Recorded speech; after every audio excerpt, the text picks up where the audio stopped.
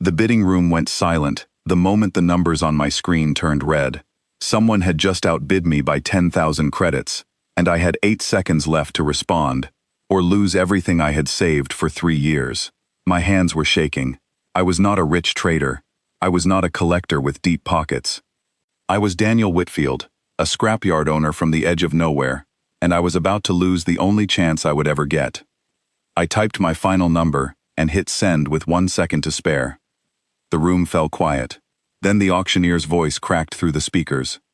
Sold. To bidder 441, the warship designated Lot 9 is yours. I did not feel joy. I felt fear. Because the moment my name appeared on the winning screen, 3 men near the back exit stood up and walked out fast, without paying for anything they had come to buy. That was strange. People do not leave an auction house early unless something has gone wrong, or unless they know something is about to.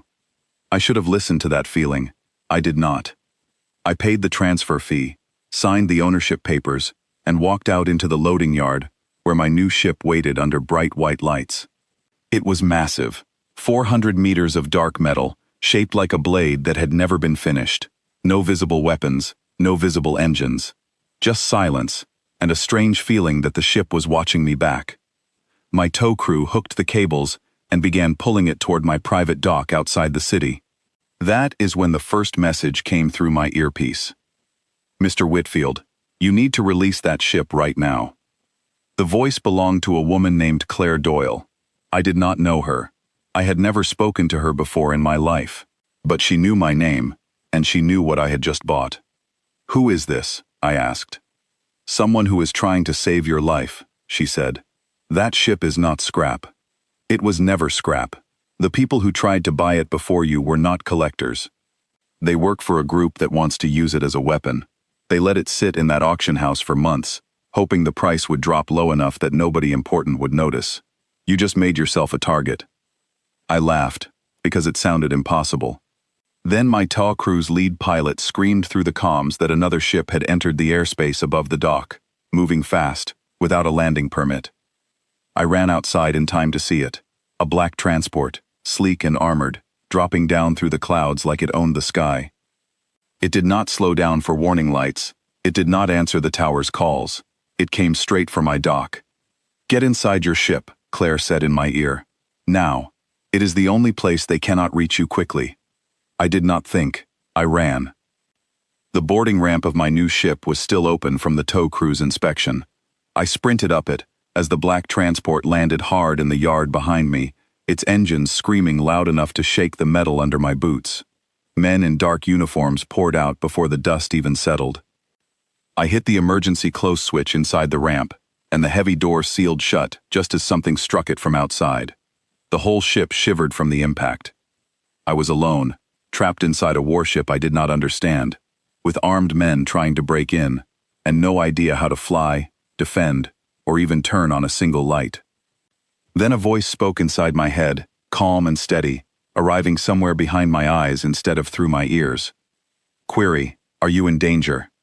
I nearly fell over. The ship was awake. Yes, I said out loud, because I did not know how else to answer it. People are trying to break in.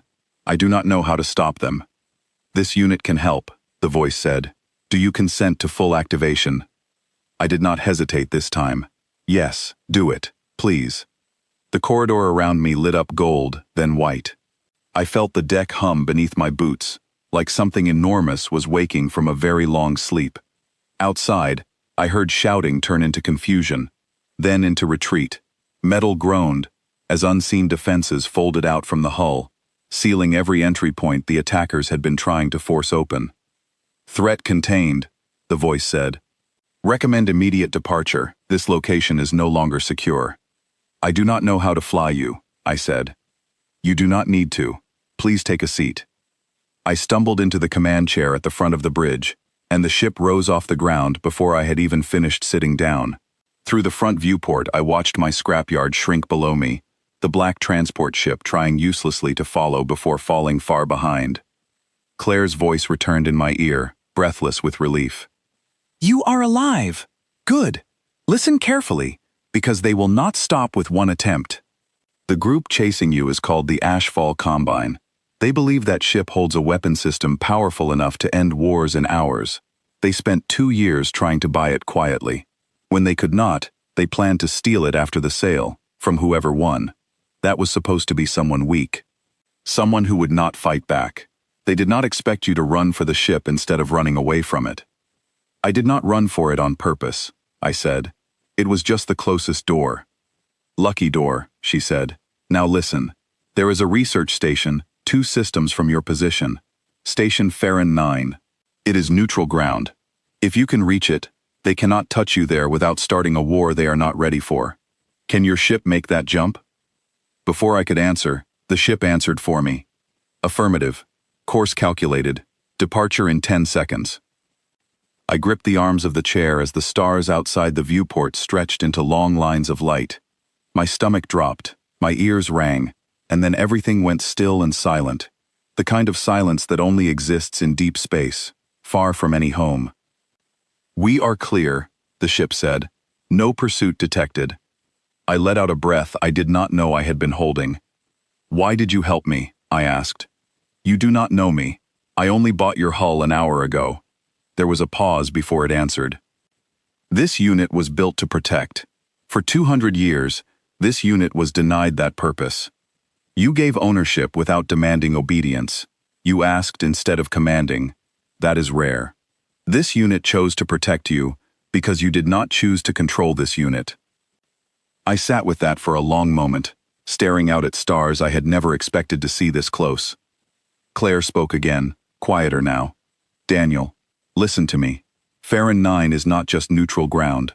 It is also where the last surviving engineer who built that ship's core system is living in hiding. Her name is Nora Kessler. She disappeared after the Combine tried to force her to build them a second one like it. If you can reach her, she can tell you exactly what that ship is capable of, and exactly why so many people are afraid of it. Are you afraid of it? I asked. No, she said. I am afraid of what happens if the wrong hands ever get near it again. That is why I warned you back at the auction house. I have been watching that listing for months, waiting to see who would be foolish enough, or brave enough, to actually buy it. Which one am I? I asked. Ask me again after we land, she said, and the comm went quiet. 2 days later, my ship dropped out of its final jump above Station Farron 9, a small ring of metal and light spinning slowly against the black. Claire was waiting for me at the docking bay in person this time, a tall woman with short dark hair and sharp eyes that studied me like she was still deciding if I was trustworthy. Beside her stood an older woman in a gray coat, her hands stained with the kind of grease that only comes from years of real engineering work. This had to be Nora Kessler. You are the one who bought my ship, Nora said, before I could introduce myself. Your ship? I asked. I built its core, she said. I did not build it to kill. I built it to end a war that would have destroyed thousands of worlds if it had continued another year. It worked. It ended that war in a single night, and then everyone who saw what it could do decided they wanted one just like it, for themselves, for the next war they were already planning. That is why you disappeared, I said. That is why I disappeared, she agreed. And that is why the Combine has spent 2 years trying to get their hands on the only working model left in the galaxy, yours. I looked back at my ship resting quietly in the docking bay, its dark hull glowing faintly under the station lights. What happens now? I asked. Nora studied me for a long moment before she answered. Now you decide what kind of owner you want to be. The Combine will not stop hunting this ship, but a ship like this does not choose its side based on money. It chooses based on the person holding the controls. You already proved something to it back at your scrapyard. You ran toward it instead of running away.